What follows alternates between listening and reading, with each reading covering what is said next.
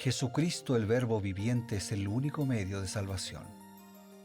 Él es el centro del pensamiento de nuestra vida, la fuente y la autoridad de la doctrina. El principal propósito de la vida de Cristo fue la obediencia a los mandamientos, exaltando la ley de Dios como un reflejo de su carácter. El principal mensaje a ser predicado en el mundo, basado en Apocalipsis 14, está representado por 3 ángeles llevando el Evangelio eterno al mundo entero.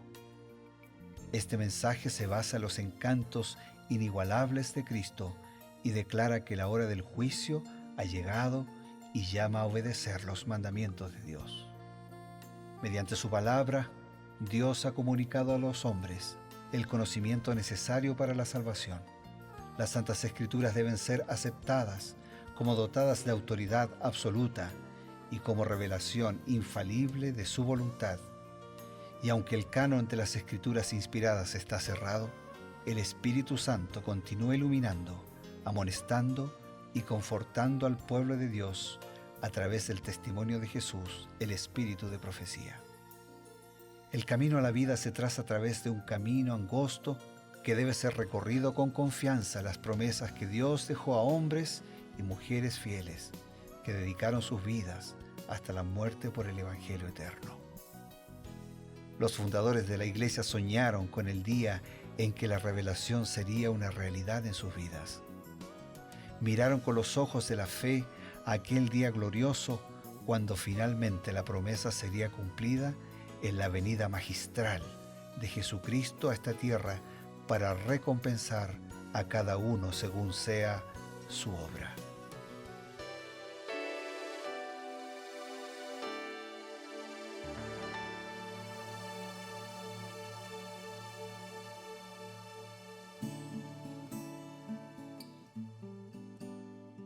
Qué bueno y reconfortante es encontrarnos cada día con ustedes a través de la señal de la Nuevo Tiempo. Esto es Creed en sus profetas. Tenemos nosotros el compromiso de encontrar el mensaje de Dios que está basado en la palabra del Señor, pero además acompañando el consejo inspirado por medio del Espíritu de la profecía. Para esta grata tarea tenemos la presencia del pastor Bruno Razo aquí en nuestro set y siempre con el consejo oportuno. Bienvenido, pastor. Muchas gracias, pastor Eber. Y gracias a Dios que podemos todos juntos encontrarnos para hacer esto, leer, meditar, reflexionar y aplicar el mensaje de Dios a nuestra vida. Sin duda, nosotros hacemos un recorrido cada día acompañando el capítulo diario de las Sagradas Escrituras, pero con el complemento específico del consejo de Dios. Y ahora nosotros estamos viendo la vida de un gran hombre, un juez que es bastante conocido, que se trata de Gedeón. Gedeón destacó porque habiendo sido un hombre que aparentemente era muy humilde y desconfiaba él mismo de su poder, le dice: Señor, ¿no? Los días pasados hemos visto, yo no sé si soy, dame una prueba, ¿no? Moja este vellón y que el resto esté seco, y al día siguiente no, quiero que ahora no mojes el vellón. Y parecía muy dubitativo, ¿no? Sí, ¿no? Buscaría una señal. Exactamente. Y finalmente Dios otorga la victoria a Gedeón, no con 30,000 hombres que se alistaron primero, no con 10,000 hombres que quedaron, sino con 300. Y esos 300 no tenían grandes armas, tenían trompetas, ¿no? Y alguien por ahí una vez mencionó: ¿y qué tenían las trompetas? ¿Será que el sonido de las trompetas era tan agudo que llegó a deshacer el campamento de los enemigos? ¿Será que el poder radicaba en el sonido de las trompetas? Vamos a leer.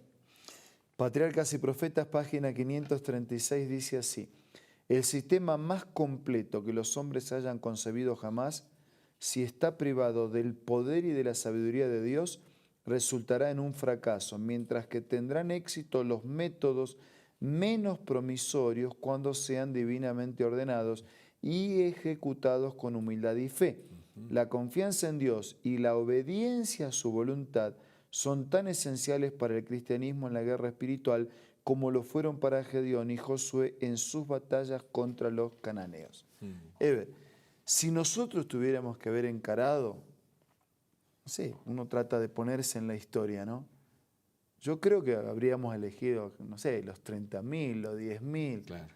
Hubiéramos tratado de adiestrarlo pensando que cuanto más soldados tenemos, el ejército puede imponer y marcar más presencia. Pero ¿qué quería Dios mostrar? Que no era por su número, que no era por su estrategia, que no era por sus habilidades, que no era por la imponencia de su ejército, que no era por los antecedentes victoriosos, sino que era por la intervención de eso. Es lo que Él quería que quede claro para ellos y para nosotros también, porque la razón por la que esta historia quedó registrada, ni todas las historias quedaron registradas, pero la razón por la que esta historia quedó registrada es para mostrarnos que no es con mi fuerza, que no es con mi armamento, que no es con mi experiencia, que no es con mi estrategia. El profeta va a decir esto mismo, es con el Espíritu de Dios. Y parecía, mencionó algo interesante, dice que era un método humanamente menos promisorio, pero tenía una cualidad, había sido divinamente ordenado. No parecían suficientes 300 trompeteros con unas tinajitas ahí que las quebraron y tocaron las trompetas. ¿Qué método es ese humanamente? ¿Qué locura es esta? ¿Quién puede ganar una batalla de esa manera? No, nadie, es el método del ridículo. Es el método que pone en evidencia que no es un método de guerra. Claro. Es el método que pone en evidencia confianza en la voluntad de Dios. Por eso después el apóstol va a decir que Dios elige lo flaco, lo débil, lo necio, para avergonzar a lo fuerte, a lo grande, a lo sabio. Eso quiere decir que, me gustó eso, confianza y obediencia, ¿no? Algunos dicen, bueno, confianza en Dios, pero parece que van aparejados, ¿no? Confianza y obediencia parecen ser los requisitos para la victoria. Algunos lo dividen, algunos dicen, no, solo hay que creer. Sí. Y yo digo que en la Biblia las dos cosas están juntas. Cuando la fe es verdadera, la obediencia es el resultado. Claro. Y cuando la obediencia es de verdad, es el resultado de la fe. Nadie puede obedecer sin confiar. Y nadie puede decir, yo confío, pero no obedezco. Si la confianza no se refleja en la obediencia, entonces tengo que revisar mi confianza. No es confianza. Y si la obediencia es verdadera, entonces nace en un corazón de fe y dependencia con el Señor. No hay cómo separar. Las dos cosas van juntas, pero en ese orden.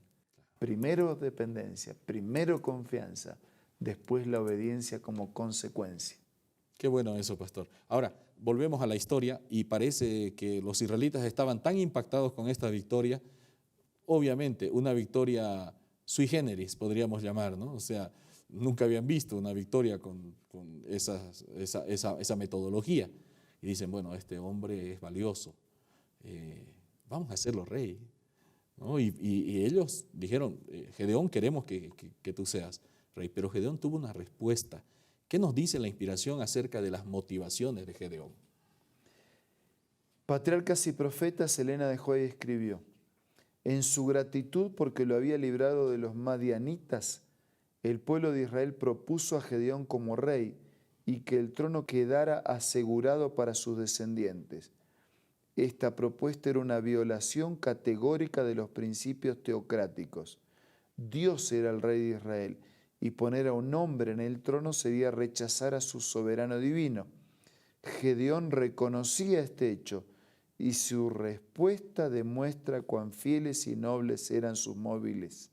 Declaró, no seré señor sobre vosotros, ni lo será mi hijo, Jehová será vuestro señor. Es interesante que nosotros a veces acompañamos todo un proceso y al final del proceso arruinamos lo que Dios ya actuó en el proceso, ¿no? Sí. Entonces, Gedeón podía haberlo arruinado si al final se atribuía él o él usurpaba un lugar que era de Dios. Y en esta ocasión, Gedeón se mantuvo fiel. Gedeón dijo, no, yo no soy, ese lugar es el lugar de Dios y seguirá siendo el lugar de Dios. No será mi lugar ni será el lugar de mi hijo. Mi papel sigue siendo el papel secundario. El papel protagónico sigue siendo el de Dios. Qué importante reconocer eso, pastor. Realmente nosotros tenemos muchas veces la tentación de decir, ¿no? obtenemos una victoria y las demás personas miran y dicen, caramba, este hombre, y decimos, bueno, aquí estoy yo, ¿no? Soy más alto, más inteligente. Esa es una tentación frecuente para el ser humano. Siempre, siempre. Porque nuestra naturaleza es una naturaleza propensa hacia el mal. Si nosotros no cultivamos lo bueno y la piedad, lo otro, el pasto malo sale solo. No hace falta plantarlo, ¿no? Claro. Entonces nuestra inclinación es hacia lo malo, por naturaleza pecaminosa. Entonces nosotros tenemos que cultivar nuestra naturaleza espiritual.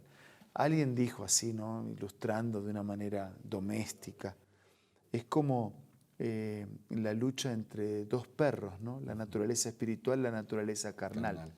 Entonces, si yo a la naturaleza espiritual no le doy nada de comer y a la naturaleza carnal le doy de comer por lo que leo, por lo que miro, por lo que escucho, por lo que practico, por lo que hago, en el momento que los dos perros se enfrenten, ¿quién va a ganar?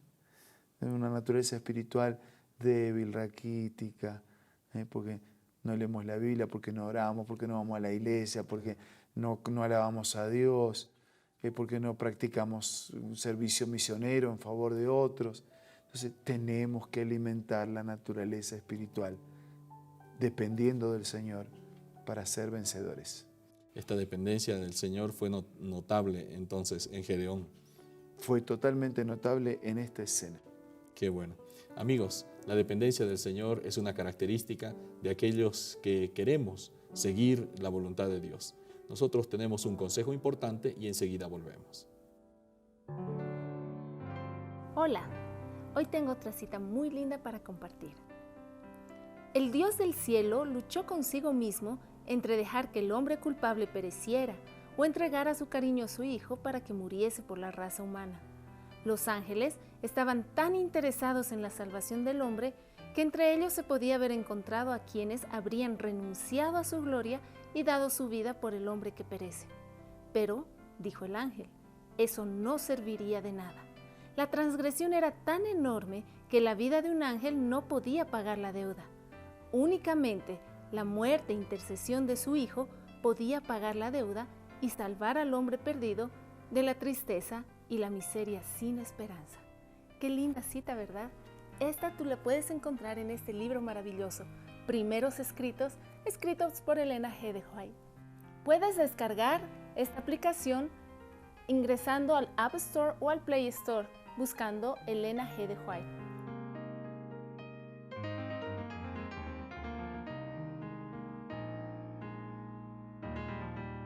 Llegó el momento para el cierre, recibimos un consejo y también la bendición a través de la oración. Queremos invitar a todos a alimentar la naturaleza espiritual a través de la fe, de la confianza en el Señor, a través del estudio de su palabra, a través del estudio del espíritu de profecía, de la oración, de la comunión con Dios, de la asistencia a la iglesia.